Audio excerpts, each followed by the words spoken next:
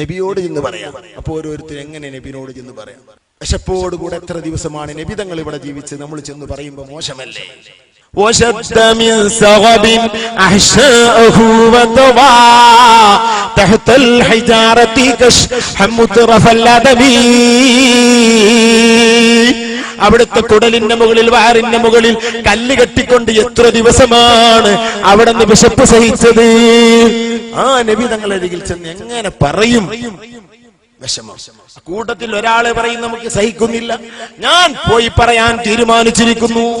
എന്റെ ഓർമ്മ ശരിയാണെങ്കിൽ അബൂശൈഖ് തങ്ങളാണ് പോകുന്നത്. ചെന്ന് റസൂലുള്ളാഹിനോട് പറഞ്ഞു, ഞങ്ങൾ 3 പേരും മദീനയിൽ വന്നിട്ട് 4-5 ദിവസമായി, ഞങ്ങൾക്ക് ഇതുവരെ ഭക്ഷണം കിട്ടിയിട്ടില്ല നബിയേ. ലം നദുഖ് തആമ, ഞങ്ങൾക്ക് ഭക്ഷണം കിട്ടിയിട്ടില്ല, എന്തെങ്കിലും തങ്ങൾ തരണം നബിയേ, എന്തെങ്കിലും തരണം. സഹോദരന്മാരെ, നേരം വെളുക്കുന്നതുവരെ ഈ രൂപത്തിലുള്ള സംഭവങ്ങൾ പറയാനുണ്ട്. അയിമ്മത്ത് ഗ്രന്ഥങ്ങൾ എഴുതി വെച്ച സംഭവങ്ങൾ. മുസ്തഫ നബി തങ്ങൾ ഭക്ഷണം കൊടുത്തത്, റസൂൽ കാശ് കൊടുത്തത് മുഹമ്മദ് മുൻകദിറിന് മാത്രമല്ല, എത്ര ആളുകൾക്കാണ് കാശ് കൊടുത്തത് അവിടുത്തെ ഖബറിൽ നിന്ന്, എത്ര ആളുകൾക്കാണ് വസ്ത്രം കൊടുത്തത്, എത്ര ആളുകൾക്കാണ് ഭക്ഷണം കൊടുത്തത്. അല്ലാഹുവിന്റെ റസൂലിന്റെ സംഭവങ്ങളിൽ ഇഷ്ടംപോലെ അയിമ്മത്ത് രേഖപ്പെടുത്തിയിട്ടുണ്ട്.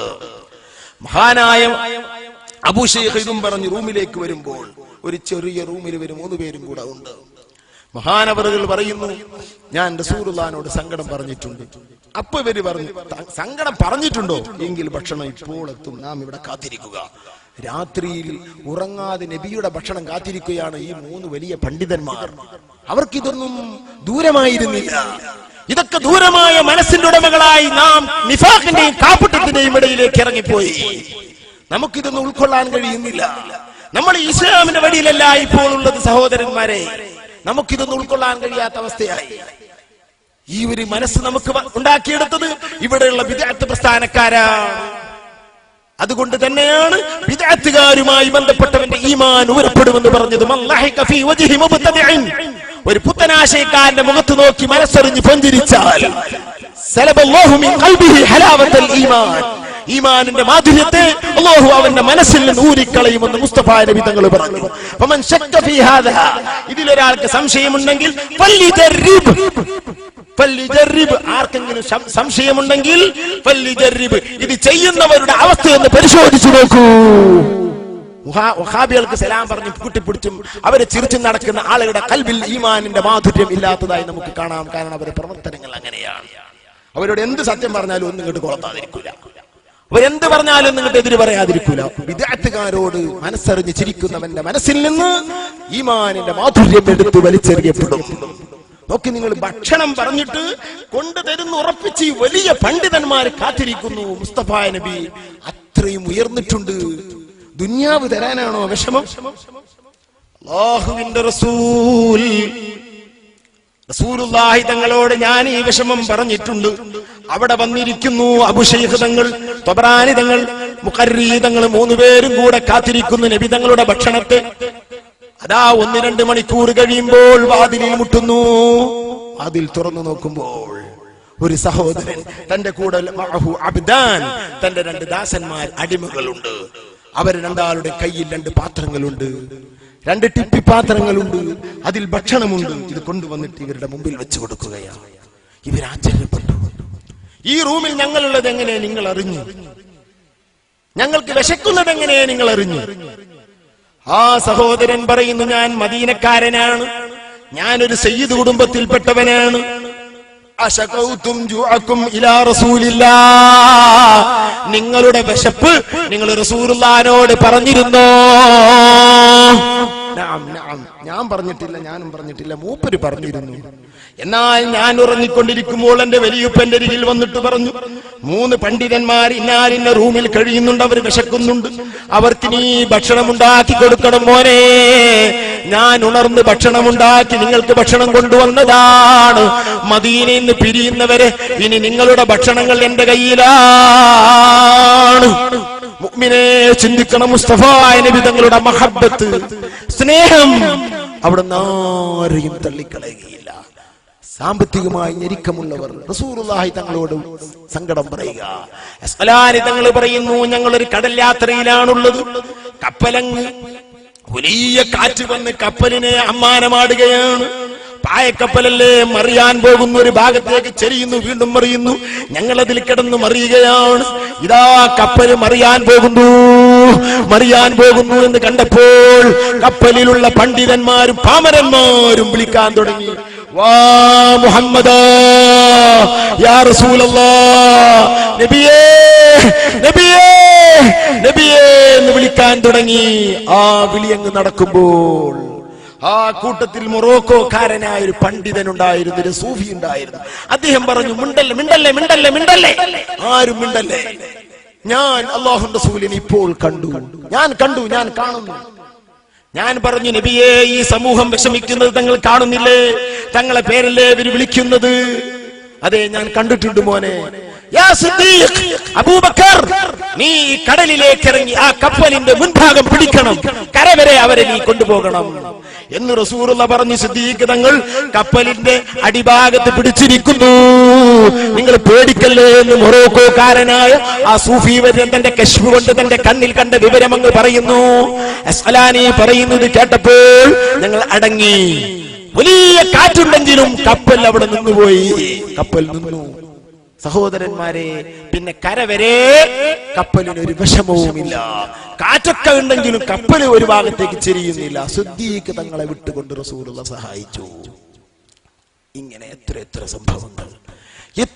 സംഭവങ്ങൾ അല്ലാമ ഖാറസ്മി തന്റെ ഇശാറത്ത് തശ്വീഖിൽ ഉദ്ധരിക്കുന്നു. ഇലൽ ബൈത്തിൽ അതീഖ് എന്ന ഗ്രന്ഥത്തിൽ അല്ലാഹുവിന്റെ റസൂൽ നബി സല്ലല്ലാഹു അലൈഹി വസല്ലം തങ്ങളെ സിയാറത്തിന് വന്ന ഒരു സഹോദരൻ കഴിഞ്ഞ് മദീനയിലേക്ക് പോവുകയാണ്, മക്കയിലേക്ക് പോവുകയാണ്, ഹജ്ജിന് പോവുകയാണ്. ദുൽഹുലൈഫയിലെത്തി. അവിടെ എത്തി ഭക്ഷണം കൂട്ടുകാരെ ഓടുകൂടെ ഇഹ്റാം ചെയ്യാൻ വേണ്ടി ഒരുങ്ങുമ്പോൾ ഓർമ്മയിൽ വരുന്നു, റബ്ബേ, മദീനയിൽ ഞാൻ ചെന്നിട്ട് ഒരു അദബ് കേട് വന്നിട്ടുണ്ടല്ലോ. എന്താണ്? ഞാൻ അവിടെ 5-10 ദിവസം നിന്നു. എന്റെ നാട്ടുകാരനായ കൂട്ടുകാരനെ ഏൽപ്പിച്ചതായ ഒരു സലാം പറയാതെയാണല്ലോ ഞാൻ പോന്നത്. റബ്ബേ, റസൂലുള്ളാഹിക്ക് തന്ന സലാം ഞാൻ പറയാതെ പോന്നല്ലോ റബ്ബേ. സഹോദരന്മാരെ, അള്ളാന്റെ റസൂലിന്റെ അരികിലേക്ക് നമ്മുടെ നാടുകളിൽ നിന്ന് ഹജ്ജുമാര് പോകുമ്പോൾ എല്ലാവരും നമ്മൾ പോകണം. സുന്നികൾ ആര് പോകുന്നുണ്ട് അവിടെ നമ്മൾ പോകണം. AP ആയാലും വേണ്ടിയില്ല, EK ആയാലും വേണ്ടിയില്ല, നാം പോകണം. സുന്നി ആവണമെന്നുള്ളൂ, അവിടെ പോകണം. പോയിട്ട് നാം യാത്ര പറയുമ്പോൾ ഏറ്റവും വലിയതായി നാം ഏൽപ്പിക്കേണ്ടത്, നിങ്ങൾ എന്റെ ഒരു അസ്സലാമു അലൈക്കും റഹ്മത്തുള്ളാഹ്, അങ്ങനെയല്ല നല്ലത്. അസ്സലാത്തു വസ്സലാമു അലൈക യാ റസൂലല്ലാഹ്, ഇങ്ങനെയാണ് നല്ലത്. അല്ലാമ ഷിർബീനി അത് തന്റെ മനാസിക്കിന്റെ വിശദീകരണത്തിൽ പറയുന്നുണ്ട്. അസ്സലാത്തു വസ്സലാമു അലൈക യാ റസൂലല്ലാഹ് എന്നൊന്ന് പറയണം എന്റേതെന്ന് ഏൽപ്പിക്കുന്നത് വലിയ സുന്നത്താണ്. നമ്മൾ പോയിട്ടുണ്ട്, നമ്മൾ പോകാറുണ്ട്. ഇപ്പോഴും നമ്മുടെ മകൻ മദീനയിലുണ്ട്. അവനോട് നമ്മൾ ഫോണിലൂടെ സലാം പറഞ്ഞ് അറിയിക്കാറുണ്ട്. ഓക്കെ, പക്ഷെ അതൊക്കെ അവിടെ നിൽക്കട്ടെ. നമ്മൾ പോകുന്ന വഹജ്മാരോടൊക്കെ പറയുക, ആയിരങ്ങൾ കൊണ്ടുപോകട്ടെ നമ്മുടെ സലാം, അവരൊക്കെ പറയട്ടെ. അവിടെ നമ്മെ ആരെങ്കിലും ഏൽപ്പിച്ചാൽ നമ്മൾ ഏറ്റെടുക്കും. ചില ആളുകൾ പറയും, ഓർമ്മ ഉണ്ടെങ്കിൽ പറയാം. പറയരുത്, ഞാൻ പറയുമെന്ന് തന്നെ പറയും. എന്നിട്ട് അവിടെ ചെന്നിട്ട് ഓർമ്മയില്ലെങ്കിലോ, പേരോർമ്മയില്ലെങ്കിൽ പ്രശ്നമില്ല. ഓർമ്മയുള്ള പേരൊക്കെ അങ്ങനെ പറയാം. അല്ലാത്തൊക്കെ നബിയെ, കുറെ ആളുകൾ എന്റെ നാട്ടിൽ നിന്ന് ഹജ്ജിന് പോരുമ്പോ എന്നോട് തങ്ങൾക്ക് സലാം ഏൽപ്പിച്ചിട്ടുണ്ട്, അസ്സലാത്തു വസ്സലാമു അലൈക യാ റസൂലല്ലാഹ് എന്ന് ഏൽപ്പിച്ചിട്ടുണ്ട്. അത് പറഞ്ഞാൽ മതി, പ്രശ്നം തീർന്നു. നാം എല്ലാവരുടെ സലാമും ഏറ്റെടുക്കണം. പറയുന്നവർ ആരുടെയെങ്കിലും നാവ് കൊണ്ട് എന്റെ പേര് റസൂലുള്ളാഹിന്റെ അരികിൽ സ്വീകരിക്കപ്പെടട്ടെ എന്ന ഉദ്ദേശത്തിൽ പറയുക. ഏറ്റെടുക്കുന്നവർ, പടച്ചവനെ, കുറെ മുഅ്മിനീങ്ങളുടെ സലാമാണല്ലോ ഞാൻ കൊണ്ടുപോകുന്നത്, അതിൽ മുസ്തഫ നബിക്ക് മഹബ്ബത്തുള്ളവരുണ്ടാകുമല്ലോ, അവരെ സലാം ഞാൻ അവിടെ എത്തിക്കുന്നത് കൊണ്ട് എനിക്ക് അവിടെ സ്വീകാര്യത കിട്ടുമെന്ന മനസ്സും വെക്കുക. എങ്കിൽ രണ്ടു കൂട്ടർക്കും ലാഭമാണ്. എന്റെ നാട്ടുകാരൻ, എന്റെ പരിചയക്കാരനായ അബ്ദുറഹ്മാൻ എന്ന് പറയുന്ന സഹോദരൻ മദീനയിലേക്ക് പോകുന്ന അല്ലെങ്കിൽ ഹജ്ജിന് പോകുന്ന ഒരു സഹോദരനിക്ക് യാത്ര പറഞ്ഞുകൊണ്ട് വീട്ടിൽ വന്ന് കിടന്നുറങ്ങി. അദ്ദേഹം എന്നോട് പറയുന്നു, ഉറങ്ങുമ്പോൾ മുസ്തഫ നബി തങ്ങൾ എന്റെ അരികിൽ വന്നുകൊണ്ട് എന്നോട് പറഞ്ഞു, അബ്ദുറഹ്മാൻ, നീ നിന്റെ നാട്ടിൽ നിന്ന് എന്റെ അരികിലേക്ക് ആളെ വിട്ടിട്ട് എനിക്കൊരു സലാം നീ കൊടുത്തയച്ചില്ലല്ലോ അബ്ദുറഹ്മാനെ എന്ന് പറഞ്ഞു. ഞാൻ ഉണർന്നു നോക്കുമ്പോൾ 3 മണിയാണ്. ഞാൻ ഓടി അദ്ദേഹത്തിന്റെ വീട്ടിലേക്ക്. അദ്ദേഹം സുബഹി നിസ്കരിച്ചാണ് പോകുന്നത്. സലാം ഞാൻ ഏൽപ്പിച്ചു. അബ്ദുറഹ്മാൻ മരിച്ചുപോയി, അല്ലാഹു അവരെ ഖബർ സ്വർഗ്ഗമാക്കട്ടെ. അല്ലാഹുവിന്റെ റസൂലിന് സലാം ഏൽപ്പിക്കണം. ഈ സലാം പറയാൻ മറന്നുകൊണ്ട് ദുൽഹുലൈഫയിലെത്തിയ ഈ സഹോദരൻ കൂട്ടുകാരോട് പറയുന്നു, 4 പേര് ചേർന്നെടുത്തതായ ഒരു വണ്ടി, ഒരു ഒട്ടകം, 10-12 ദിവസങ്ങൾ യാത്ര ചെയ്ത് മക്കയിലെത്തേണ്ട വണ്ടി, ആ വണ്ടിയിൽ ഒരു വ്യക്തിയായ ഇദ്ദേഹത്തിന്റെ കാശ് നഷ്ടപ്പെടാൻ പോകുന്നു, കൂട്ടുകാരെ നഷ്ടപ്പെടാൻ പോകുന്നു. ഞാൻ മദീനയിലേക്ക് തിരിച്ചു പോവുകയാണ്, നിങ്ങൾക്ക് പോകാം, മഗ്രിബ് വരെ എന്നെ നിങ്ങൾ കാത്തിരിക്കണം, ഞാൻ കഴിയുന്നതും ഓടിയെത്താം. ഇതും പറഞ്ഞ് അദ്ദേഹം മദീനയിലേക്ക് പോവുകയാണ്.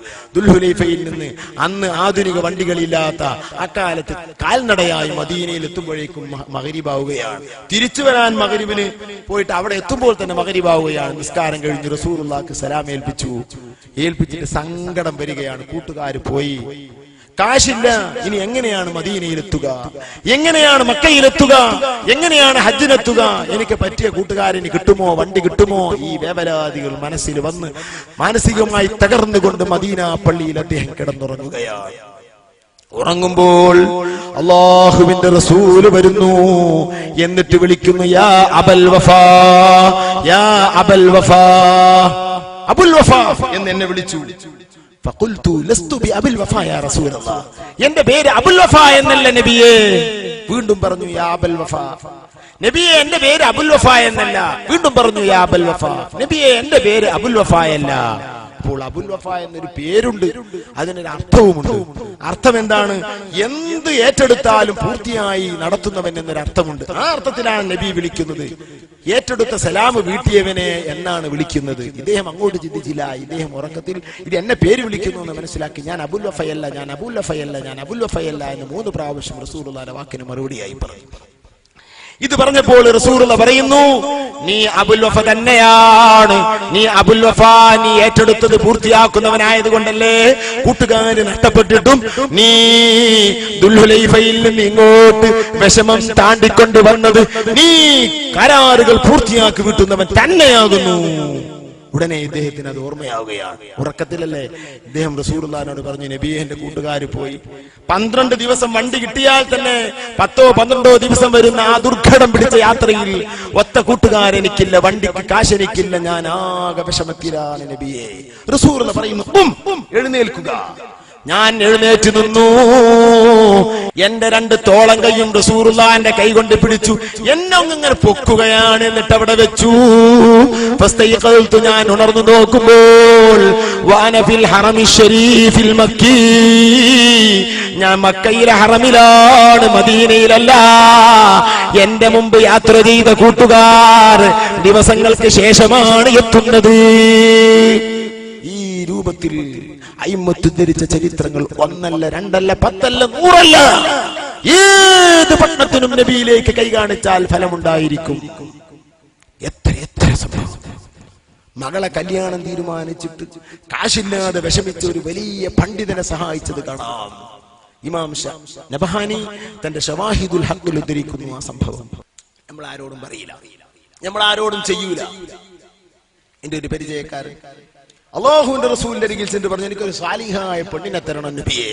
ഒരു ചെറുപ്പക്കാരൻ റസൂലുള്ളാഹി തങ്ങൾ മദീനയിൽ നിന്ന് സ്വപ്നത്തിൽ കാണിക്കുന്നു, ഒരു പെണ്ണിനെ കാണിച്ചു കൊടുക്കുന്നു. നല്ല സുമുഖിയായ ഒരു പെണ്ണ് നാട്ടിൽ വരുന്നു. ആ പെണ്ണിനെ കിട്ടോളം അദ്ദേഹം നടന്നു. ആ പെണ്ണിനെ കല്യാണം ചെയ്തു. ഉമ്മമാരെ, നിങ്ങൾ പഠിക്കണത്, അല്ലാഹുവിന്റെ റസൂൽ ഇത്തിബാഅ നിങ്ങൾ നഷ്ടപ്പെട്ടു പോയി. നിങ്ങളുടെ ശരീരത്തിൽ ധരിച്ചതായ വസ്ത്രങ്ങൾ നിങ്ങൾ ഔറത്ത് മറക്കാത്തതായി പോയി. എങ്ങനെയാണ് മുസ്തഫ നബിയോട് നിങ്ങൾക്ക് ബന്ധമുണ്ടാവുക? നാട്ടിൽ വന്നു. അദ്ദേഹം ഈ പെണ്ണിനെ കല്യാണം ചെയ്തു. കല്യാണം ചെയ്ത ശേഷം ഈ പെണ്ണുമായി സംസാരിച്ച കൂട്ടത്തിൽ നോക്കുമ്പോൾ അല്ലാഹുവിന്റെ റസൂലിന് ദിവസേന 1000 സ്വലാത്ത് ചൊല്ലുന്ന പെണ്ണാണത്. ആ പെണ്ണിന്റെ ചിത്രമാണ് മദീനയിൽ നിന്ന് കാണിച്ചു കൊടുത്തിട്ടുള്ളത്. എന്താണ് അവസ്ഥ? എന്റെ ഒരു സുഹൃത്ത് എന്നോട് പറഞ്ഞു, ചാലിയത്ത് വന്നിട്ട്, ഞാൻ ഒരു ക്യാൻസർ പിടിച്ച സുഹൃത്താണ്, ഒരു മദ്രസ മുഅല്ലിമായിരുന്നു. അദ്ദേഹം 2 വർഷം ജോലി ചെയ്ത് ഗൾഫിൽ നിന്ന് വയറുവേദന വന്ന് നാട്ടിൽ വന്നു. കല്ലമ്പാറയിലെ ഷിഫ ഹോസ്പിറ്റൽ ഹനീഫ ഡോക്ടർ അരികിൽ ചെന്ന് പരിശോധന നടത്തിയപ്പോൾ ഡേഞ്ചറാണ് കാര്യം. മൈദത്തിലേക്ക്, ഇരങ്കുടലിന്, ആമാശയത്തിന് ക്യാൻസർ പിടിച്ച് പഴുത്തുപോയിരിക്കുന്നു. അത് കട്ട് ചെയ്ത് ഒഴിവാക്കണം, അല്ലെങ്കിൽ കുടലിലാകെ ബാധിക്കും, പെട്ടെന്ന് ചെയ്യണം എന്ന് പറഞ്ഞ് ബേബിയിലേക്ക് എഴുത്തു കൊടുക്കുകയാണ്. ഹോസ്പിറ്റലിൽ ചെന്ന് ആ സെഷനിൽ ബന്ധപ്പെട്ടു. അദ്ദേഹത്തിന് ഓപ്പറേഷന് വേണ്ടി എല്ലാ സൗകര്യങ്ങളും ഉണ്ടാക്കുകയാണ്. അദ്ദേഹം എന്റെ റൂമിൽ നിന്ന് പറഞ്ഞതാ. എല്ലാം ചെയ്തു, സ്കാനിങ്ങുകളൊക്കെ എടുത്തു, എല്ലാ ഡോക്ടർമാരും ഒത്തുപോയി. അല്ലോ, വളരെ വിഷമം പിടിച്ച കേസാണ്, രക്ഷപ്പെടാൻ പ്രയാസം, എങ്കിലും ഓപ്പറേഷൻ ചെയ്യൽ നിർബന്ധം. ഈ നിർബന്ധത്തിന് വഴിപ്പെട്ട് രേഖകളൊക്കെ ശരിയാക്കി വീട്ടിലേക്ക് തിരിച്ചു വന്നു. അദ്ദേഹം അഡ്മിറ്റിന് ഡേറ്റുകളൊക്കെ പറഞ്ഞ് അദ്ദേഹം വീട്ടിലേക്ക് തിരിച്ചു വന്ന് ബഹുമാനപ്പെട്ട AP ഉസ്താദിന്റെ അരികിൽ ചെന്ന് സങ്കടം പറഞ്ഞു. ബഹുമാനപ്പെട്ട ഉള്ളാൾ തങ്ങൾ പാപ്പാന്റെ അരികിൽ ചെന്ന് സങ്കടം പറഞ്ഞു. ആ രണ്ടുപേരും ഇഷ്ഖുർ റസൂൽ കൊണ്ട് മനം നിറഞ്ഞവരാണ്. അല്ലാഹുവിന്റെ റസൂലിന്റെ ഇഷ്ഖ് കൊണ്ട് മനം നിറഞ്ഞൊരു രണ്ട് വലിയ ലോകമാണ് നിങ്ങളുടെ മുമ്പിൽ ഞാൻ പറഞ്ഞ രണ്ട് പേരുകൾ. നമ്മളെ വായിൽ ഒതുങ്ങുന്നവരല്ല അവർ. വല്ല വെറുപ്പും നമ്മുടെ മനസ്സിൽ അവരോട് വന്നുപോയാൽ അത് വലിയ അപകടമായിരിക്കും എന്ന് മാത്രമാണ് എനിക്ക് പറയാനുള്ളത്. നമ്മുടെ ഈമാനിനോട് ബാധിക്കുന്നത്. രാഷ്ട്രീയ ഭ്രാന്തി പിടിച്ച് നാം അവിടുത്തോട് വെറുപ്പ് മനസ്സിൽ വെക്കരുത്. വലിയ ഔലിയാക്കളാണ് അവർ. ഈ നിർത്തം നിന്ന് സാലിഹീങ്ങളായ ആളുകളുടെ അനുഭവങ്ങൾ മണിക്കൂർ കണക്കിന് പറയാൻ എനിക്ക് കഴിയും. ഈ രണ്ട് വലിയ മഹാന്മാരെ സംബന്ധിച്ച് രേഖാമൂലം പറയാൻ കഴിയും. ആശ്ചര്യപ്പെടുന്ന അനുഭവങ്ങൾ. ഒന്ന് ഞാൻ പറയട്ടെ, അത് അവരുടെ മഹത്വം പറഞ്ഞുകൊണ്ട് വേണ്ടി പറയുകയല്ല, അള്ളാഹുവിന്റെ റസൂലിനോട് സങ്കടം പറഞ്ഞതിന്റെ ഉദാഹരണം പറയുകയാണ്. അദ്ദേഹം പറയുന്നു, ഉള്ളാൾ തങ്ങൾ പാപ്പാന്റെ അടുത്ത് തങ്ങൾ പാപ്പ പറഞ്ഞു, ഓപ്പറേഷൻ ഡോക്ടർ പറഞ്ഞെങ്കിൽ ഓപ്പറേഷൻ ചെയ്താൽ നീ മരിച്ചു പോവടാ, ഓപ്പറേഷൻ ചെയ്യണ്ട. AP ഉസ്താദ് പറഞ്ഞു ഓപ്പറേഷൻ ചെയ്യണ്ട. ഇദ്ദേഹം പേടിച്ചു പോയി. ഉള്ളാൾ തങ്ങളെ വാക്കാ ഡോക്ടറെ വാക്കാ നമുക്ക് വലിയത്. ഉള്ളാൾ തങ്ങളതാ അത് ഇലാഹിയായ ലിസാനാണ്. ഇലാഹിയായ ലിസാനാണ്. കാസർഗോഡിൽ നിന്ന് ഒരു പണ്ഡിത വേഷധാരി പ്രസംഗിച്ചു. ഉള്ളാൾ തങ്ങളെ മുമ്പിൽ നിന്ന് എന്തോ പറഞ്ഞപ്പോ AP ഉസ്താദിന് കുറ്റം പറഞ്ഞപ്പോ ഉള്ളാൾ തങ്ങൾ ഇരിക്കടാന്ന് പറഞ്ഞപ്പോ അയാള് തങ്ങളോട് പറഞ്ഞു, തങ്ങൾ സ്റ്റേജിൽ ആ രണ്ടു കൂട്ടരും കൂടി നടത്തുന്ന ഒരു പരിപാടി, നിങ്ങളെ ഞങ്ങൾ ക്ഷണിച്ചതല്ലേ, നിങ്ങൾ ഞങ്ങളോട് ഇരിക്കാൻ പറയാൻ പാടില്ലല്ലോ, എന്നാ നിക്കടാന്ന് പറഞ്ഞു. അതന്നെ ആ നൃത്തം. പിന്നെ അയാൾക്ക് ഇരിക്കാൻ കഴിയുന്നില്ല. നിക്കട ആ നൃത്തം ഇരിക്കാൻ കഴിയുന്നില്ല. കാല് വളഞ്ഞിട്ടല്ലേ തങ്ങളേ എന്ന് പറഞ്ഞ് കരഞ്ഞാണ് ഇരുന്നത്. എന്നാ ഇരിക്കുന്നു പറഞ്ഞു. അപ്പൊ ഇരുന്നു. ആ നാവ് ലിസാനി ഇലാഹി ലിസാനാണത്. ആ നാവ് കൊണ്ട് ഓപ്പറേഷൻ വേണ്ട എന്ന് പറഞ്ഞ് ചെയ്താൽ അപകടം തന്നെ എന്ന് മനസ്സിലാക്കി ഇദ്ദേഹം ചെയ്തില്ല. ഇത് അനുഭവിച്ച സഹോദരനാണ് എന്നോട് പറയുന്നത്. ഒരു പണ്ഡിതനും കൂടെയാണ്, ഒരു മദ്രസ മുഅല്ലിം. അദ്ദേഹം എന്റെ റൂമിൽ നിന്ന് എന്നോട് പറഞ്ഞ കഥയാണ്. അദ്ദേഹം പറയുന്നു, ഞാൻ എന്റെ വീട്ടിൽ ഉള്ളാൾ തുപ്പാപ മന്ത്രിച്ച വെള്ളം, ആ വെള്ളം കുടിച്ചുകൊണ്ട് 2-2.5 മാസം കഴിഞ്ഞുകൂടി. വേദനയ്ക്ക് സമാധാനം വന്നു. ആദ്യത്തെ വേദനയൊന്നുമില്ല, ചെറിയൊരു പ്രയാസം. പിന്നെ അതും നിന്നു, റാഹത്ത് പോലെ തോന്നുന്നു. ഞാൻ 2.5 മാസം കഴിഞ്ഞ് ഈ റിപ്പോർട്ടുകളുമായി ഡോക്ടറെ സമീപിച്ചു. ഡോക്ടർ പറഞ്ഞു ഒന്നുകൂടെ സ്കാൻ ചെയ്യണം. സ്കാൻ ചെയ്ത് ആ 2 സ്കാനും ഇന്ന് അയാളുടെ കയ്യിലുണ്ട്. സ്കാൻ റിപ്പോർട്ടുകളും സഹോദരന്മാരെ, ആ സ്കാനിങ്ങുകളിൽ കിട്ടിയ 2 റിപ്പോർട്ടും അയാളുടെ കയ്യിൽ ഇന്നുണ്ട്.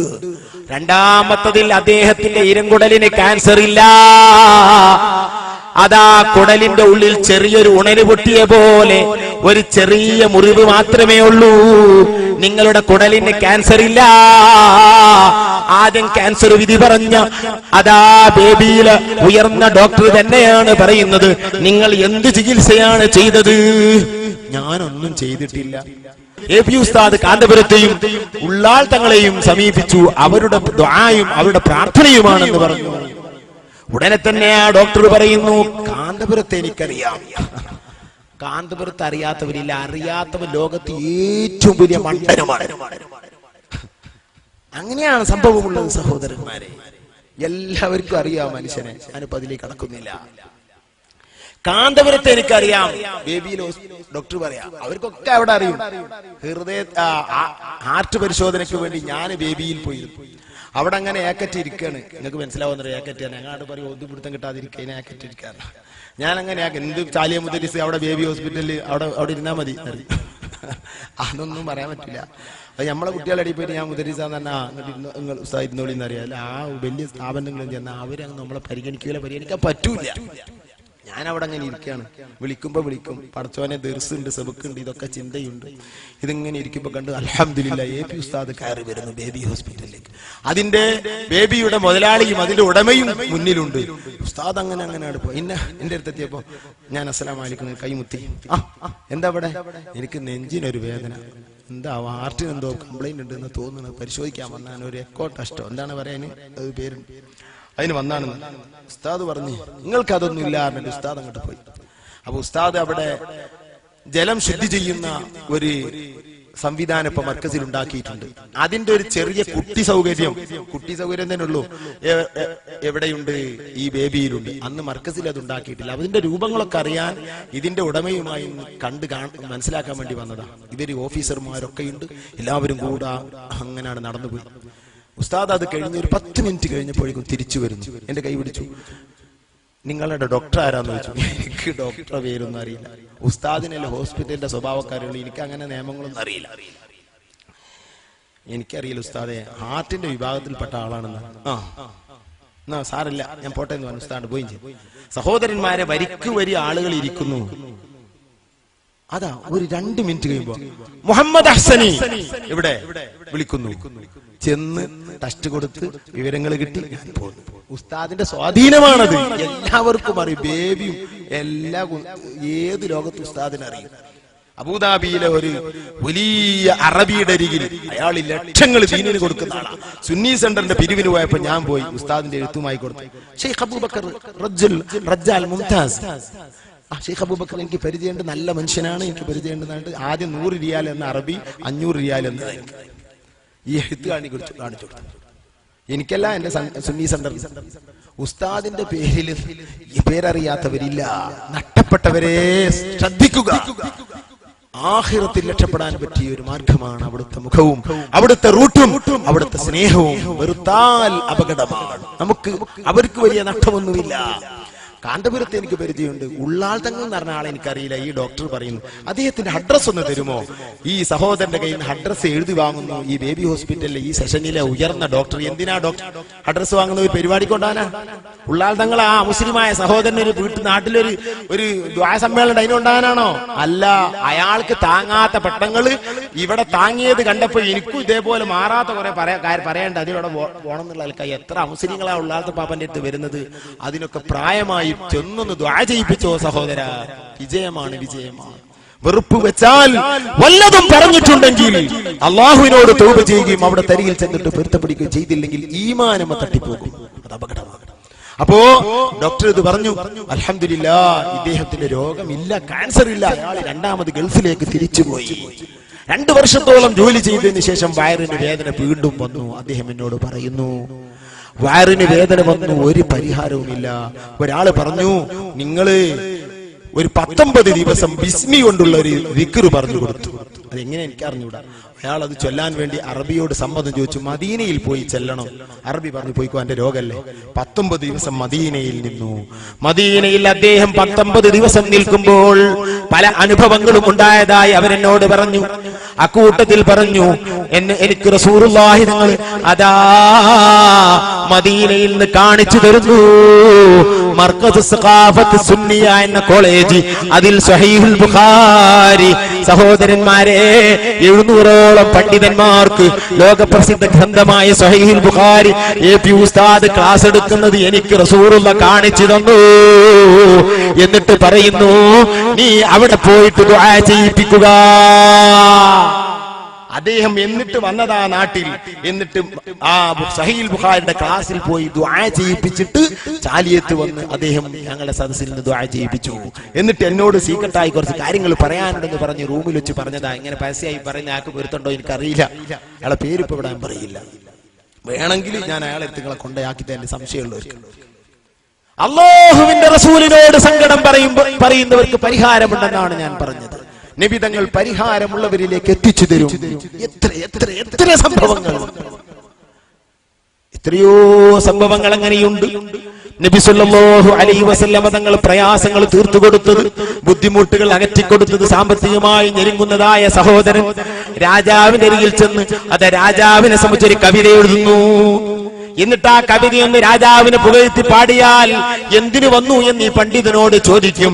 എന്റെ മകളെ കല്യാണ വിഷയമാണെന്ന് പറയാം എന്ന നിലക്ക് രാജാവിന്റെ കീർത്തന കവിതകൾ എഴുതിക്കൊണ്ട് അദ്ദേഹം നീങ്ങുന്നു. അതാ രാജാവിന്റെ അരികിൽ ചെന്ന് ആ രാജാവിന് പരിചയമുള്ളതായ ഈ വലിയ പണ്ഡിതൻ, അദ്ദേഹത്തിന്റെ പേര് ഞാൻ മറന്നുപോയി, അല്ലാമാ നബഹാനി തങ്ങൾ ഈ ചരിത്രം ഉദ്ധരിച്ചിട്ടുണ്ട്. അതാ രാജാവിന് മധു പറഞ്ഞതിന് ശേഷം എന്തേ വന്നതെന്ന് ചോദിച്ചപ്പോൾ എന്റെ മകളുടെ കല്യാണമുണ്ട്, എന്റെ കയ്യിൽ സാമ്പത്തികമായി ഒന്നുമില്ല എന്ന് പറഞ്ഞപ്പോൾ ഒന്നും തിരിഞ്ഞു നോക്കാതെ രാജാവ് ഇഹ്റാം ചെയ്തു, മുഖം തിരിച്ചു കളഞ്ഞു, പരിഗണിച്ചില്ല. സങ്കടത്തോടുകൂടെ അന്ന് യാത്ര ചെയ്യാൻ കഴിയാതെ ആ കൊട്ടാരത്തിൽ കണ്ണുനീരോടെ ഇറങ്ങിയതായ രാജാവിന്റെ പരിചയക്കാരനായ മുൻപരിചയക്കാരനായ ആ പണ്ഡിതൻ തൊട്ടടുത്തുള്ള ഒരു റൂമിൽ താമസിക്കാൻ വേണ്ടി രാത്രിയിൽ കൂടി കടലാസ് പെന്നുകളെടുത്ത് കണ്ണുനീരോടുകൂടെ ഉളൂ ചെയ്ത് കണ്ണുനീരോടുകൂടെ 2 റക്അത്ത് നിസ്കരിച്ച് റസൂലുള്ളാഹിനോട് സങ്കടപ്പെട്ടുകൊണ്ട് പറയുന്നു, നബിയേ എനിക്ക് അഭയമില്ല നബിയേ, ഞാൻ രാജാവിന്റെ കീർത്തനം എഴുതിയത് തെറ്റായി പോയി നബിയേ, എനിക്ക് തങ്ങളെ പറ്റി കീർത്തനം എഴുതാൻ അറിയുമല്ലോ, എന്റെ പ്രയാസങ്ങൾ അറിയുന്ന മദീനയിൽ കിടക്കുന്ന നബിയേ, ഞാൻ അവിടുത്തെ കീർത്തനം എഴുതട്ടെ എന്ന് പറഞ്ഞു റസൂലുള്ളാഹിന്റെ മൗലിദ് അങ്ങ് എഴുതുന്നു. വാസി ഉസ്താദ് പറഞ്ഞില്ലേ, റസൂലുള്ളാഹിന്റെ മൗലിദ് എഴുതാത്ത മഹാന്മാരുണ്ടോ, റസൂലുള്ളാഹിന്റെ മധു പറയാത്ത മഹാന്മാരുണ്ടോ? അവര് മുഴുവനും റസൂലുള്ളാഹിന്റെ മദീനയിലൂടെ രക്ഷ തേടിയവരാണ്. അതാ മദ് എഴുതിക്കൊണ്ട് നീണ്ട കവിത പാതിരിയിൽ കണ്ണുനീരോടെ ഇമാം ബൂസീരി ബുർദ രചിച്ച പോലെ എഴുതുന്നു. എഴുതിയതിൽ ആച്ചെത്തുമ്പോൾ താൻ പൊട്ടിക്കരഞ്ഞുറങ്ങിപ്പോകുന്നു, റസൂലുള്ളാഹിനെ ഓർത്തങ്ങ് കിടന്ന് ഉറങ്ങിപ്പോകുന്നു. ആ കവിത വെച്ച് രാവിലെ നാട്ടിലേക്ക് യാത്ര ചെയ്യണമെന്ന നിലക്ക്, ആരാരും അറിയാത്ത ആ കവിതയുമായി നാട്ടിലേക്ക് യാത്ര ചെയ്യണമെന്ന നിലക്ക് നേരം വെളുത്തപ്പോൾ തന്നെ പരിചയക്കാരനായ തന്റെ അരികിലേക്ക് രാജാവ് ഒരാളെ വിട്ടിരിക്കുന്നു. നിങ്ങളോട് കൊട്ടാരത്തിൽ ചെല്ലാൻ വേണ്ടി പറഞ്ഞു. സുബ്ഹാനല്ലാഹ്, എന്തേ രാജാവ് എന്നെ പരിഗണിക്കാത്ത രാജാവ് ഇന്നെന്നെ വിളിച്ചത്? ഉടനെ തന്നെ അദ്ദേഹം കൊട്ടാരത്തിലേക്ക് നീങ്ങുന്നു. രാജാവിനെ കണ്ടപ്പോൾ രാജാവ് ആദരിക്കുന്നു, കൈപിടിക്കുന്നു, ബഹുമാനിക്കുന്നു. എന്തായിരുന്നു നിങ്ങൾ ഇന്നലെ പറഞ്ഞ വിഷയം? ഞാൻ ഇന്നലെ പറഞ്ഞത് എന്റെ മകളുടെ കല്യാണത്തിന് സാമ്പത്തികമായി ഞെരുങ്ങുന്ന അവസ്ഥയാണ് നിങ്ങളോട് പറഞ്ഞത്. അതിന് എത്ര ചിലവ് വരും? അതിന് ഇത്ര രൂപ വരുന്നതാണ്. ആ മുഴുവൻ കാശും ഖജനാവിൽ നിന്ന്, രാജാവിന്റെ ഉടമ പൈസയിൽ നിന്ന് എടുത്തു കൊടുത്തുകൊണ്ട് നിങ്ങൾ എനിക്ക് പ്രാർത്ഥിക്കണമെന്ന് പറയുമ്പോൾ ഈ പണ്ഡിതൻ ചോദിക്കുന്നു, നിങ്ങൾ എന്താണ് എന്നിങ്ങനെ പരിഗണിക്കാനുള്ള കാരണം? അദ്ദേഹം പറയുന്നു, ഇന്നലെ രാത്രി റസൂലുള്ള എന്റെ അരികിൽ വന്നിരുന്നു, നിന്റെ വിഷമങ്ങൾ തീർത്തു തരാൻ പറഞ്ഞിരിക്കുന്നു.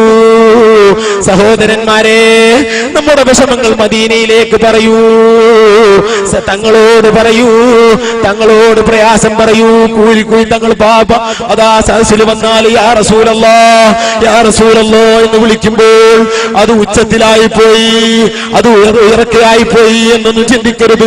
മനവേദനയിൽ പറയുന്ന പ്രയോഗങ്ങളുടെ ശൈലി അങ്ങനെ തന്നെയാണ്. എല്ലാവരും ഏറ്റു പറഞ്ഞോ, മദീന കാണുന്നതാണ്, മദീന കേൾക്കുന്നതാണ്. ശബ്ദത്തിന്റെ ലഹരി കൊണ്ടല്ല, മറിച്ച് മനസ്സിൽ നിന്ന് വരുന്ന വാക്കുകളായതുകൊണ്ട് മദീനയിൽ അറിയാതിരിക്കില്ല. തങ്ങൾ പാപ്പ റസൂലുള്ളാഹിനെ കാണുന്ന പോലെ പ്രാർത്ഥിക്കും. ആ പ്രാർത്ഥന ചില സുന്നികൾക്ക് വരെ വ്യക്തമില്ല, അത് തെറ്റാണ്. റസൂലുള്ളാഹിന്റെ മുമ്പിൽ, അല്ലാഹുവിന്റെ റസൂലിന്റെ മുമ്പിൽ സങ്കടത്തോടുകൂടെ അതിശബ്ദത്തിൽ എത്രയോ ആളുകൾ അല്ലാഹുവിന്റെ റസൂലിനെ വിളിച്ചത് കാണാം.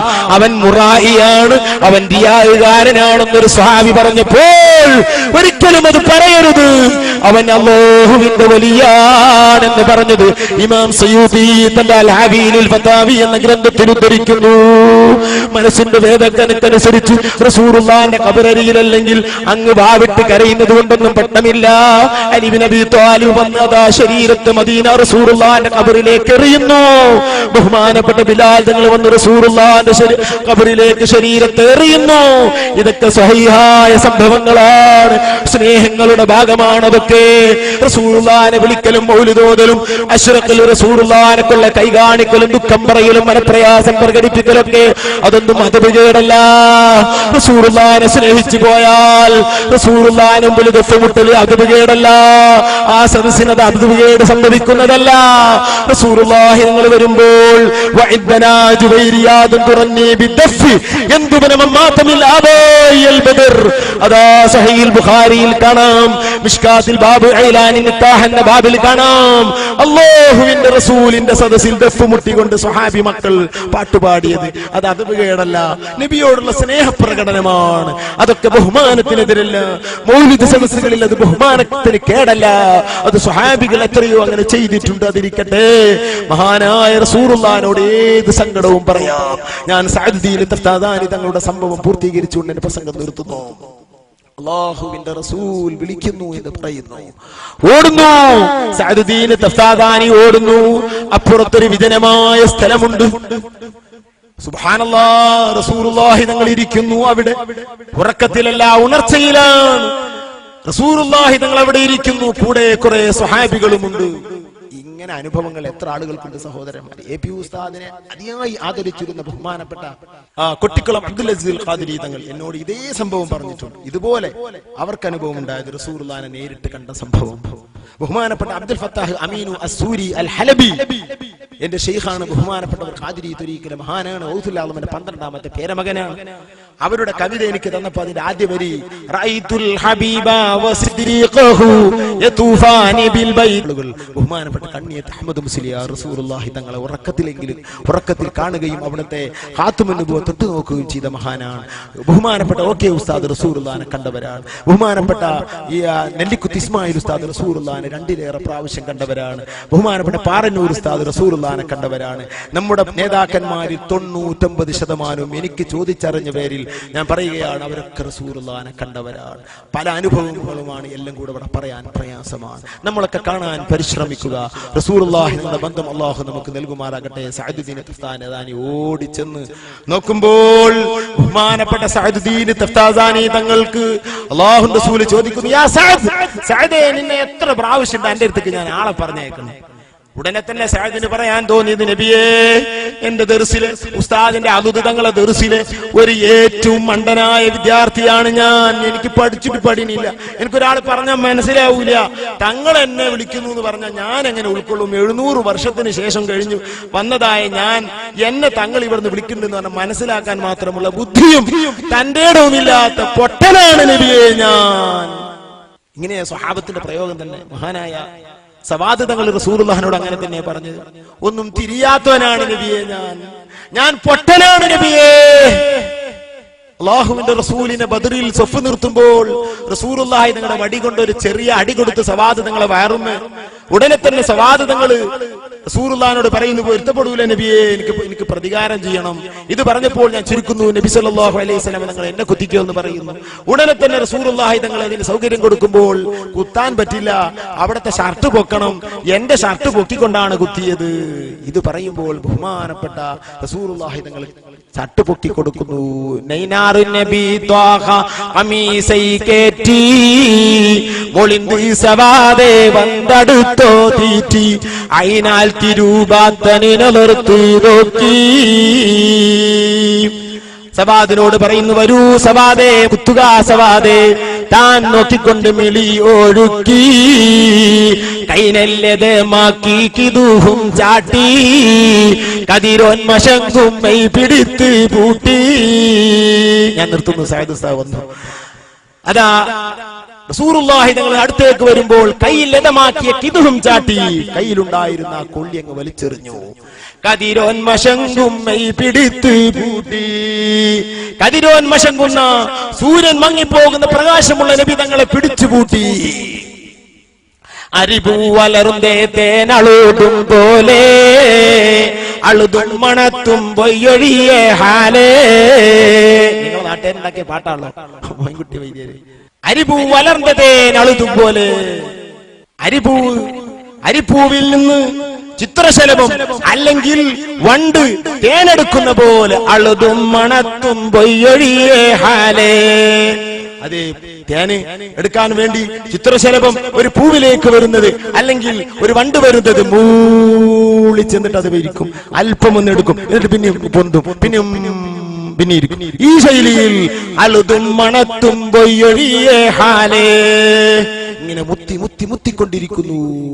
അവസാനം മിരളി സവാദിന്റെ മുറാദൈ തീർത്തേ മിസ്ക് കടലിന്ന് തലവാലിത്തേ. പരിസരം മറന്ന് വിരളി പിടിച്ച സവാദ്, എന്താണ് ചെയ്യുന്നതെന്ന് അറിയാത്ത സവാദ്, അത് ചെയ്ത് അവസാനം മിസ്ക് കടലിന്ന് തലവാലിത്ത്. മിസ്കിന്റെ കടലായ മുത്തുനബിയുടെ ശരീരത്തിൽ നിന്ന് കസ്തൂരിയാണോ അമ്പറാണോ റസൂലുള്ളാഹിന്റെ സ്മെല്ല് ലോകപ്രസിദ്ധരായ മഹാന്മാർക്ക് പലർക്കും ആ സ്മെല്ല് വഫാത്തിന്റെ ശേഷം കിട്ടിയവരുടെ വായയുടെ വാസന തന്നെ ഇമ്മത്ത് എഴുതി വെച്ചത് കണ്ടാൽ ആശ്ചര്യപ്പെട്ടു പോകും. മിസ്ക് കടലിന്ന് തലവാലിത്തേ. ആ തലവലിച്ചു.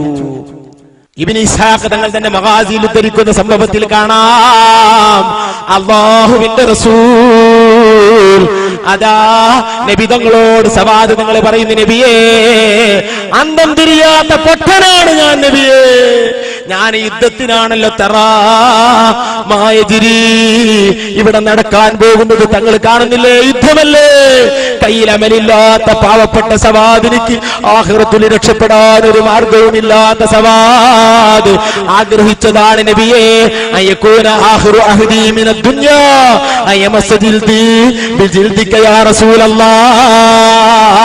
എന്റെ അവസാന രംഗം റസൂലുള്ളാഹിന്റെ ശരീരവുമായി ഒന്ന് തട്ടണമെന്ന് ആഗ്രഹം ആദ്യകാലം മുതൽ കൊണ്ട് നടക്കുന്ന പാവപ്പെട്ട മുഹിബ്ബാണ് ഞാൻ നബിയേ. അതിനൊരു വേദിയില്ലാതെ കഷ്ടപ്പെടുന്ന എനിക്ക് ഈ യുദ്ധത്തിന്റെ രംഗത്തെത്തി നിർണായക ഘട്ടത്തിൽ എന്ത് പരിഹാരമെന്ന് ചിന്തിച്ചുകൊണ്ടിരിക്കുമ്പോൾ തങ്ങൾ എന്റെ അരികിൽ വന്ന് എന്റെ വയറിന് കുത്തി. ഉടനെ സബബ് ഞാൻ കുടിത്തി കയറി. ആ കാരണം പറഞ്ഞ് ഞാൻ ചെയ്തതാണ് നബിയേ. എന്നെ കൊണ്ട് തങ്ങൾക്ക് വല്ല വിഷമവും പറ്റിയോ നബിയേ? ഞാൻ അന്തം തിരിയാത്തവനാണ്, പൊട്ടനാണ് നബിയേ എന്ന് ബഹുമാനപ്പെട്ട സവാദ് പറഞ്ഞ പോലെ റളിയല്ലാഹു അൻഹു ബഹുമാനപ്പെട്ട സഅദുദ്ദീൻ തങ്ങൾ പറയുന്നു, റസൂലുള്ളാഹി പറയുന്നു, എന്നാൽ നിന്റെ വാതുറക്കുക. വാതുറന്നു കൊടുത്തു, അതിലേക്ക് തുപ്പിക്കൊടുക്കുന്നു. സഅദ് തങ്ങളുടെ അവസ്ഥ മാറി. സദസ്സിൽ നബിയെ കാണാനില്ല, ആരെയും കാണാനില്ല. കണ്ണുനീരോടുകൂടെ പള്ളിയിലേക്ക് തിരിച്ചു ചെന്നു. പിറ്റത്തെ ദിവസം അലുദ് തങ്ങളുടെ ക്ലാസ്സിലേക്ക് വന്നു. അലുദ് തങ്ങളുടെ ക്ലാസിന്റെ സ്വഭാവം എന്താണ്? സഖറാത്തിന്റെ സോക്രട്ടീസിന്റെ സ്വഭാവമാണ് അവരുടെ ക്ലാസ്. അതാണ് ഏറ്റവും ഫലപ്രദവും. നേരണ്ടെങ്കിൽ ഉസ്താദുമാർക്കും മുഅല്ലിമീങ്ങൾക്കും ഒക്കെ നല്ലത്. ടൈമുണ്ടെങ്കിൽ അഥവാ കുറെ ക്വസ്റ്റ്യൻ അങ്ങ് ഇട്ട് കൊടുക്കുക. എന്നിട്ടുള്ള ക്ലാസിന്റെ മുഴുവൻ ക്വസ്റ്റ്യൻ ആക്കി ഇട്ട് കൊടുക്കുക. അവിടെ കുട്ടികൾ പറയട്ടെ, അവരുടെ ബുദ്ധിയിൽ തെറ്റിയത് തിരുത്തി കൊടുക്കുക. കുട്ടികളെ മുഴുവനും ശ്രദ്ധിപ്പിക്കാനും കഴിയും, പക്ഷെ ഒരു ക്ലാസ് നടക്കുള്ളൂ. അതുകൊണ്ട് അത് വളരെ കുറഞ്ഞ ആളുകളെ ഉപയോഗപ്പെടുത്താറുള്ളൂ. അതാണ് സോക്രട്ടീസിന്റെ ശൈലി എന്ന് പല സ്ഥലങ്ങളിലും കാണാം. മുൻജിദിലൊക്കെ ലോ ഇസ്മായിലൂഫ് ഒക്കെ പറയുന്നുണ്ട്. അതിരിക്കട്ടെ, അപ്പോ അലുദ് തങ്ങളുടെ ക്ലാസ് ശൈലി അങ്ങനെയാണ്. ഇതിങ്ങനെ 3 ചോദ്യം അങ്ങോട്ട് കൊടുത്തു, ആർക്കും മറുപടിക്ക് കഴിയില്ല. ഉയർന്നുയർന്ന വലിയ വലിയ പണ്ഡിതന്മാരാണ് അലുദിന്റെ ക്ലാസ്സിലുള്ളത്. അവർക്കൊന്നും മറുപടി കഴിയാതെ വേർത്തു പോകുന്നു. സഅദ് പിന്നിലാണ്, മണ്ടനാണ്. സഅദ് മറുപടി പറയാറില്ല എന്നല്ല, മറുപടി ചോദ്യം തന്നെ മനസ്സിലാകാത്ത പ്രകൃതിക്കാരനാണ്. സഅദ് തങ്ങൾ പറയുന്നു, ഞാൻ പറയാം മറുപടി. കുട്ടികൾ അങ്ങ് ചിരിക്കാതിരിക്കോ, പൊട്ടനായ കുട്ടി. ഇത് വലിയവർക്ക് മറുപടി കഴിയാത്ത, ചോദ്യം തന്നെ ചെയ്യാത്ത സഅദ് പറയട്ടെ പറയട്ടെ പറയട്ടെ. അങ്ങനെയാണല്ലോ കുട്ടികൾ. അങ്ങനൊന്നും ആരെയും താഴ്ത്തരുത്. നമുക്കറിയില്ല മുത്തവിടെ ആര് പൊക്കും, ആരെയും നാം താഴ്ത്തരുത്. ലോകത്ത് ഏറ്റവും പാവപ്പെട്ടവൻ ഞാൻ എന്ന മനസ്സ് നമുക്ക് വേണം. എല്ലാവരും എന്നേക്കാൾ നല്ലവർ എന്ന് നമ്മൾ മനസ്സുകൊണ്ട് ചിന്തിക്കണം. എങ്കിലേ നമ്മൾ നന്നാവൂ സഹോദരന്മാരെ. പ്രത്യേകിച്ച് മുതഅല്ലിമീങ്ങൾ ആരെയും കൊളത്തരുത്. ഒരു മുതഅല്ലിമിനെ വേദനയാക്കരുത്. നീ ഇജി അജി കുജി എന്ന് പറഞ്ഞ് ചീത്ത പറയരുത്. എല്ലാവരെയും ആദരിക്കണം, നിങ്ങളെന്ന് വിളിക്കാവൂ, ബഹുമാനിക്കണം. ഇങ്ങനെ ഇൽമു വളരുകയുള്ളൂ. ബഹുമാനപ്പെട്ട സഅദ് തങ്ങൾ മറുപടി പറഞ്ഞു. ഒന്നിന്റെ മറുപടി പറഞ്ഞു, സദസ്സാകെ ബേജാറായി പോയി. സഅദ് ഇങ്ങനൊക്കെ മറുപടി പറയുകയോ? രണ്ടാമത്തിന് മറുപടി പറഞ്ഞു, സുബ്ഹാനല്ലാഹ്. മൂന്നാമത്തിന് മറുപടി പറയുമ്പോൾ അന്താളിപ്പോടുകൂടെ അലുദ് തങ്ങൾ അടുത്തേക്ക് വിളിക്കുന്നു, യാ സഅദ്, നിനക്ക് എങ്ങനെയാണ് ഇത് കഴിയുന്നത് സഅദേ? ഇന്നലെ വരെ നിന്റെ അവസ്ഥ ഇതായിരുന്നില്ലല്ലോ. ഇത് പറയുമ്പോൾ സഅദ് തങ്ങൾ പറയുന്നു, ഉസ്താദേ, ഇന്നലെ മുസ്തഫായ നബി തങ്ങൾ എന്റെ വായി അവിടുത്തെ ബറക്കത്തായ ഉമിനീര് തുപ്പിത്തന്നു. ഇത് പറയുമ്പോൾ അലുദ് കരഞ്ഞു പോകുന്നു. അല്ലാഹുവിന്റെ റസൂലിന്റെ ഉമിനീര് എന്റെ ഒരു തിൽമീദിന്റെ വായിൽ കിട്ടിയല്ലോ. സഹോദരന്മാരെ, ഇമാമുന ശാഫിഈ തങ്ങൾ അല്ലാഹുവിന്റെ റസൂലിനെ സ്വപ്നത്തിൽ കാണുന്നു. ഇമാം ബാജുരി തന്റെ ഹാശിയത്ത് ജൗഹറത്ത് തൗഹീദിൽ ഉദ്ധരിക്കുന്നു. ഇമാമുന ശാഫിഈ തങ്ങൾ പറയുന്നു, ശാഫിഈ, ഒരു കാര്യമുണ്ട് നിങ്ങളോട് പറയാൻ. നിങ്ങളുടെ ശിഷ്യനായ അഹ്മദ് ഉണ്ടല്ലോ, അഹ്മദ് 10 ലക്ഷം ഹദീസ് അറിയുന്ന വലിയ സൂഫിയും വലിയ മഹാനുമായ അഹ്മദ് ബിൻ ഹംബൽ, അവരോട് പറയണം വലിയ വലിയ വിഷമങ്ങളൊക്കെ നാട്ടിലുണ്ട് കേട്ടോ, വലിയ പ്രശ്നങ്ങൾ ഉണ്ടാവും, നിങ്ങൾ അറസ്റ്റ് ചെയ്യപ്പെടും, കൊല്ലപ്പെടാൻ ഒരുങ്ങും, പേടിക്കരുത്, സ്വർഗമുണ്ടെന്ന് പറയണം. ഇമാമുൽ ശാഫിഈ നെട്ടിയുണർന്നൊരു ലെറ്റർ എഴുതി ഇറാഖിൽ കഴിയുന്ന ബഹുമാനപ്പെട്ട അഹ്മദ് ബിൻ ഹംബലിലേക്ക് ലെറ്റർ എഴുതി. വിഷമിച്ചുകൊണ്ട് ആ ലെറ്റർ ഒരു കൂട്ടുകാരൻ കൊണ്ടുപോയി കൊടുക്കുന്നു. അഹ്മദ് നിങ്ങൾക്ക് ആ കത്ത് വായിച്ച് ഞാൻ ചുരുക്കുന്നു. അഹ്മദ് നിങ്ങൾ കരയാൻ തുടങ്ങി. സുബ്ഹാനല്ലാഹ്, ഈ കത്തുമായി വന്ന സഹോദരൻ എന്ത് കൊടുക്കും റബ്ബേ, കയ്യിൽ കാശില്ലല്ലോ. തന്റെ കയ്യിലുള്ള താൻ അകത്തേക്ക് പോയി തന്റെ കന്തൂറ ഊരിക്കൊണ്ട്, കാശില്ലാത്ത മഹാന്മാർ സ്വാലിഹീങ്ങളായ അയിമ്മത്തിന് മുഴുവനും ദാരിദ്ര്യമായിരുന്നു. അവരിവിടെ പൈസക്ക് വേണ്ടി നടന്നെങ്കിൽ ലോകം അവരുടെ മുമ്പിലാകുമായിരുന്നു. ഇമാം മാലിക് തങ്ങൾക്ക് സ്വന്തം ഒരു വീടില്ലായിരുന്നു, മരിക്കുന്നത് വരെ വീടില്ലായിരുന്നു, വീട്ടിലൊരു അടുപ്പ് പോലും ഇല്ലായിരുന്നു. താൻ വാടകയ്ക്കെടുത്ത വീട്ടിൽ വരെ അടുപ്പ് പോലും ഇല്ലായിരുന്നു. കാരണം ഭാര്യയും 2 മക്കളും ഹദീസ് പഠിക്കലിന് തടസ്സം വരുമെന്ന നിലക്ക് ഒരു കട്ടൻ ചായ ഉണ്ടാക്കാൻ, കാലോചിതമായി അന്നത്തെ ഒരു ഭക്ഷണം ഉണ്ടാക്കാൻ ഒരുങ്ങിയാൽ ആ ടൈമിൽ ഭാര്യയ്ക്കും 2 മക്കൾക്കും ഹദീസ് പഠിക്കാൻ കഴിയില്ലല്ലോ എന്ന് പേടിച്ച് ഒരു അടുപ്പ് പോലും ഉണ്ടാക്കാത്ത ഇമാം മാലിക് തങ്ങൾ. മഹാന്മാരെ മുഴുവനും ചരിത്രം എങ്ങനെയാണ്. എന്നാൽ ഇന്ന് നമുക്ക് തന്ന ബസ്ത് അല്ലാഹു എത്രയാണ് നമുക്കൊക്കെ തന്നത്. അല്ലാഹു നമുക്ക് മാപ്പ് തരുമാറാകട്ടെ. സഹോദരന്മാരെ, ഈ കത്തിനെ ബഹുമാനപ്പെട്ട ഇമാമുന ശാഫിഈ റളിയല്ലാഹു അൻഹു കൊടുത്തയച്ച കത്തിന് പ്രതിഫലമായി നടന്നു വന്ന് വിഷമിച്ച് അതാ കാലങ്ങൾ താണ്ടി വന്നതായ ഈ സഹോദരന് എന്തെങ്കിലും കൊടുക്കണമല്ലോ എന്ന് മനസ്സിലാക്കി മഹാനായ അഹ്മദ് ബിൻ ഹംബൽ അകത്തേക്ക് കയറിക്കൊണ്ട് അവിടുന്ന് ധരിച്ചതായ ഒരു കന്തൂറയുണ്ട്, അത് ഊരിക്കൊണ്ട് മടക്കിക്കൊണ്ട് ഇദ്ദേഹത്തിന് കൊടുക്കുന്നു. ഇതുമായി ഇമാമുൽ ശാഫിഈ തങ്ങളരികിൽ വന്ന് കത്ത് കൊടുത്തെന്ന് പറഞ്ഞപ്പോൾ സന്തോഷമല്ലേ എന്നൊക്കെ ചോദിച്ചു. എന്നിട്ട് പറയുന്നു, വല്ലതും തന്നിരുന്നോ? എന്തിനാ അങ്ങനെ ചോദിച്ചത്? അവിടുന്ന് തരാനൊന്നും കയ്യിലുണ്ടാവൂല, അപ്പൊ എന്തെങ്കിലും ഇവിടുന്ന് കൊടുക്കാം, ഇവിടെ കയ്യിൽ ഉണ്ടായിട്ടല്ല കൊടുക്കാന്ന് മനസ്സിലാക്കിയിട്ടാ പറഞ്ഞത്. ഇത് പറയുമ്പോൾ പറയുന്നു, അതേ അവിടുന്ന് ധരിച്ചൊരു കന്തൂറ എനിക്ക് തന്നിട്ടുണ്ട്. സുബ്ഹാനല്ലാഹ്, കന്തൂർ ഒന്ന് കാണിച്ചാട്ടെ. ഇതാരാ പറയുന്നത്? സഹോദരന്മാരെ, ഉസ്താദ്, അതും ഏത് ഉസ്താദ്? ഇമാമുൽ ശാഫിഈ തങ്ങൾ. ആ കന്തൂർ ഒന്ന് തന്നാട്ടെ. വാങ്ങി അകത്തേക്ക് പോയിട്ട് ഒരു പാത്രം എടുത്തതിൽ വെള്ളം നിറച്ചിട്ട് ഈ കന്തൂർ അതിലിട്ട് മുക്കിക്കൊണ്ട് താൻ കുടിക്കുന്നു. തന്റെ ശിഷ്യന്റെ വേർപ്പ് ദേഹത്തേക്കായി കിട്ടണം, വയറ്റിനകത്തേക്കാവണം. റസൂലുള്ളാഹി സ്വർഗമുണ്ടെന്ന് പറഞ്ഞ് എന്റെ കുട്ടിയുടെ വേർപ്പ് എന്റെ വയറിലേക്കാകട്ടെ എന്ന് ചിന്തിച്ച മനസ്സിന്റെ ഉടമകളായ ആ മഹാന്മാർ, അവരാണ് അല്ലാഹുവിന്റെ ഔലിയാക്കൾ. അല്ലാഹുവിന്റെ റസൂലുമായി ബന്ധപ്പെട്ട് എത്ര സംഭവങ്ങളാണ് ഇങ്ങനെ പറയാനുള്ളത്. അതാ സമയദൈർഘ്യം ഞാൻ നിർത്തുന്നു. അല്ലാഹുവിന്റെ റസൂലിനോട് ബന്ധപ്പെടൂ. റബീഉൽ അവ്വൽ 12 സുബഹിക്ക് ഉറങ്ങരുത് സഹോദരാ. ബാങ്കിന്റെ ഒരു അരമണിക്കൂർ മുമ്പെങ്കിലും എഴുന്നേറ്റ് കുളിച്ച് നല്ല വസ്ത്രങ്ങളൊക്കെ ധരിച്ച് സുഗന്ധങ്ങളൊക്കെ തേച്ച് അതാ ഭാര്യമാരെയും മക്കളൊക്കെ ഉണർത്തി അവര് സ്വലാത്ത് ചൊല്ലട്ടെ, മൗലിദ് ചൊല്ലട്ടെ. നമ്മൾ പള്ളിയിലേക്ക് ചെന്ന് അല്ലാഹുവിന്റെ റസൂലിലെ ജനിച്ച അതേ ടൈമിനെ കാത്തിരുന്നുകൊണ്ട് ആയിരക്കണക്കിന് ലക്ഷക്കണക്കിന് പള്ളികളിൽ നിന്ന് സുബഹിക്ക് റസൂലുള്ളാഹിനെ വിളിക്കുമ്പോൾ നമ്മൾ വീട്ടിൽ കിടന്നുറങ്ങല്ലേ? റസൂലുള്ള നമ്മുടെ രോദനയും കേൾക്കട്ടെ. നമ്മൾ പള്ളിയിൽ ചെന്നുകൊണ്ട് റസൂലുള്ളാഹിന്റെ മദ്ഹ് പറഞ്ഞ് കരയൂ, റസൂലുള്ളാഹിലേക്ക് കൈ കാണിക്കൂ, അശ്റഖ ബൈത്തുകൾ ചെല്ലുമ്പോൾ മദീനയിലേക്ക് കൈ കാണിച്ച് സങ്കടങ്ങൾ പറയൂ. ഓരോ വരികളും ചൊല്ലുമ്പോൾ അർത്ഥമറിയുന്നവർ അർത്ഥത്തിലേക്ക് ചിന്തിച്ചു, അല്ലാത്തവർ റസൂലുള്ളാഹിന്റെ മദ്ഹാണല്ലോ. യാ നബി സലാം, നബിയേ എന്റെ സലാം തങ്ങൾക്ക്. യാ ഹബീബ് സലാം, സ്നേഹിക്കപ്പെടുന്നവരെ എന്റെ സലാം തങ്ങൾക്ക്. യാ റസൂൽ സലാം, ഞങ്ങളുടെ റസൂലേ തങ്ങൾക്ക് സലാം എന്നിങ്ങനെ പറയുമ്പോൾ എന്നെ റസൂലുള്ള കാണണം, എന്നെ റസൂലുള്ള അറിയണം. എന്റെ മനസ്സിലെ വിഷമങ്ങൾ, കടങ്ങൾ, പ്രയാസങ്ങൾ, മകളെ കെട്ടിക്കാനുള്ളത്, ബുദ്ധിമുട്ടുകൾ, വിഷമങ്ങളൊക്കെ മദീനയിൽ അറിയണം. മനസ്സിലൊക്കെ കൊണ്ടുവന്ന് കരഞ്ഞുകൊണ്ട് സലാം പറയൂ. 12 ബഹുമാനിക്കൂ. മഹാന്മാരൊക്കെ ബഹുമാനിച്ചിട്ടുണ്ട്.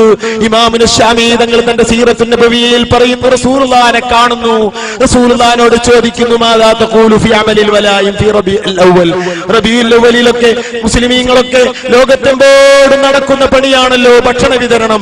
എന്തുണ്ട് നബിയെ തങ്ങൾ അതിനെ സംബന്ധിച്ച് പറയുന്നു? റസൂലുള്ളാഹി പറയുന്നു, മൻ ഫരിഹ ബിനാ ഫരിഹ്നാ ബി. എന്നെ പറ്റി ആരെങ്കിലും സന്തോഷിച്ചാൽ അവന്റെ കാര്യത്തിൽ എനിക്കും സന്തോഷമുണ്ട്. ആ ഒരു ഇനത്തിൽ നമ്മൾ പെടണം. ഈ തോരണങ്ങൾ തൂക്കിയത്, ഈ ഫ്ലക്സ് ബോർഡുകൾ വെച്ചത്, ഈ ബാനറുകൾ വെച്ചത് ഈ നമ്മൾ ഇന്ന് പ്രകടനം നടത്തിയത്, അതിലുള്ള ഓരോ സ്വലാത്തുകളും ഒക്കെ മദീനയിലെത്തിയിട്ടുണ്ട് സഹോദരന്മാരെ. അല്ലാഹുവിന്റെ റസൂലിന്റെ പൊരുത്തം നമുക്ക് വേണം. റബീഉൽ അവ്വൽ 1 മുതൽ 30 വരെ മൗലിദ് ഓതൂ, വീടുകളിലോതൂ, കുടുംബത്തിലോതൂ, പള്ളികളിലോതൂ. റസൂലുള്ളാഹിന്റെ സ്നേഹം വാങ്ങൂ. അല്ലാത്ത കാലത്ത് റസൂലുള്ളാഹിന്റെ മാദിഹായി തീരൂ. നബി തങ്ങളുടെ ബന്ധമില്ലാതെ നമ്മൾ രക്ഷപ്പെടുകയില്ല. ആ സ്നേഹമാണ് നമ്മുടെ ഏറ്റവും വലിയത്. ഉമ്മമാരെ, അല്ലാഹുവിന്റെ റസൂലിലേക്ക് മനസ്സ് കൊടുക്കൂ.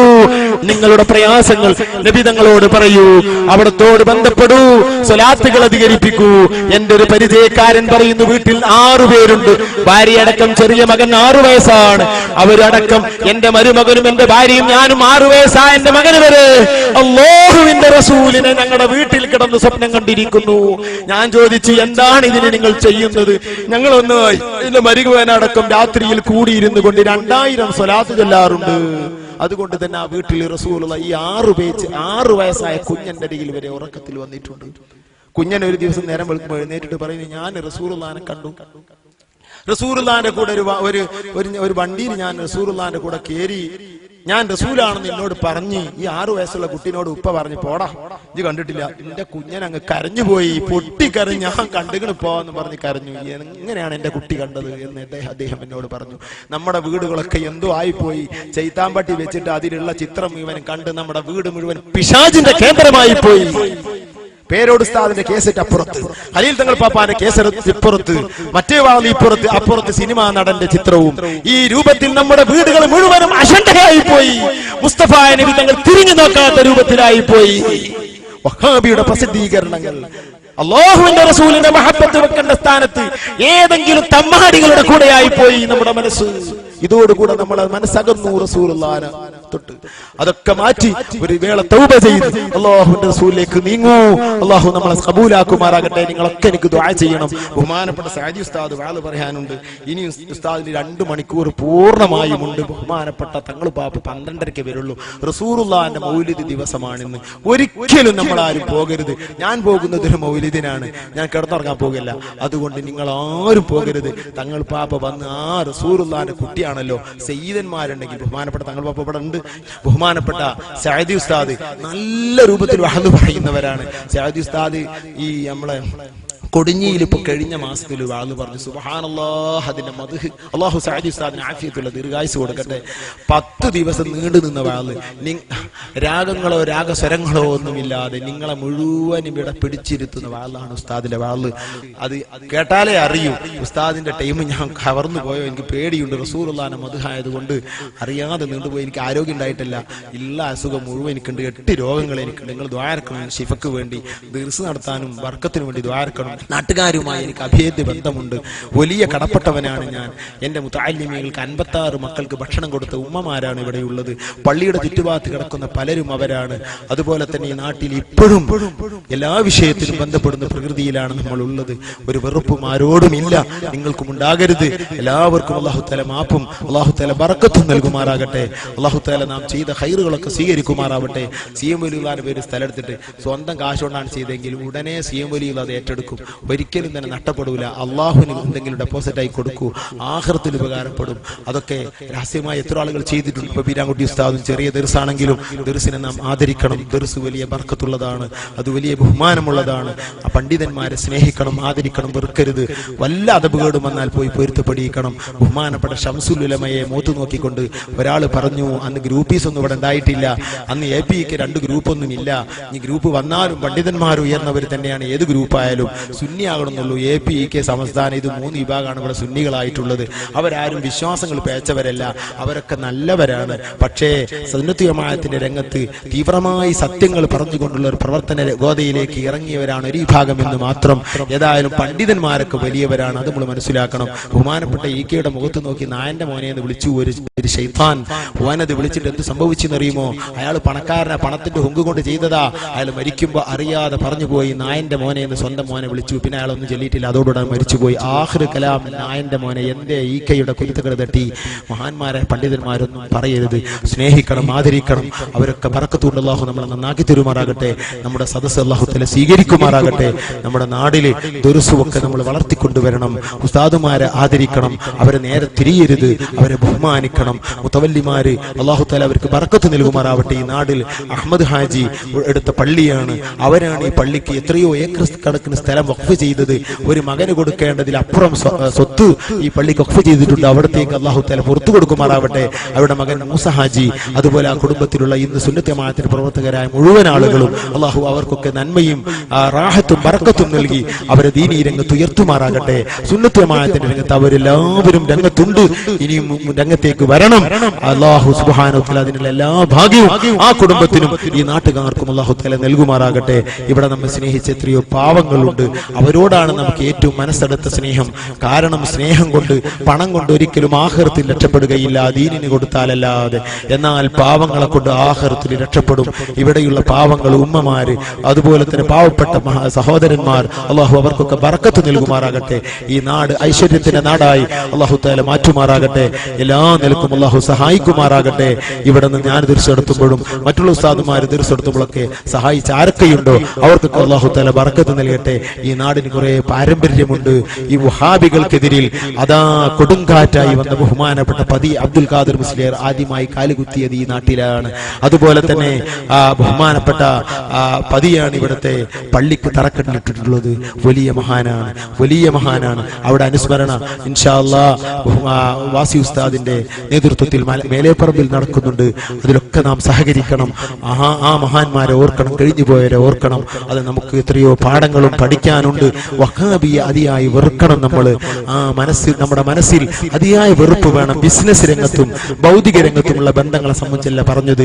സലാം പറയരുത്, മയ്യത്ത് നിസ്കരിക്കരുത്, കൂടെ കൂടരുത്. ആ രൂപത്തിലാവണം. നിർബന്ധത്തിനൊക്കെ വഴിപ്പെടുക, നിർബന്ധത്തിനൊക്കെ കൂടുക, പിരിയുക, കച്ചവടത്തിൽ മറ്റൊക്കെ ബന്ധപ്പെടാം എന്നല്ലാതെ കണ്ട് മാനസികമായി അവരോട് അടുക്കരുത്. ബിദ്അത്ത് നമ്മുടെ മനസ്സിലേക്ക് കളർന്നു പോകുന്നത് ശ്രദ്ധിക്കണം. നമ്മുടെ മക്കൾക്ക് അവരുടെ കാസറ്റുകൾ കേൾപ്പിക്കരുത്, അവരുടെ പ്രസിദ്ധീകരണങ്ങൾ നമ്മുടെ വീട്ടിൽ വാങ്ങരുത്, കരിച്ചു കളയണം. എത്രയോ സംഭവങ്ങൾ ഈ വിഷയത്തിൽ ഉദ്ധരിക്കാനുള്ള ടൈമില്ല. ബഹുമാനപ്പെട്ട സഅദി ഉസ്താദിനിക്ക് ഈ വേദി ഒഴിഞ്ഞു കൊടുത്തുകൊണ്ട് ഞാൻ നിർത്തുന്നു. വആഖിറു ദഅ്വാന അനിൽ ഹംദുലില്ലാഹി റബ്ബിൽ ആലമീൻ. അസ്സലാമു അലൈക്കും വറഹ്മത്തുള്ളാഹി.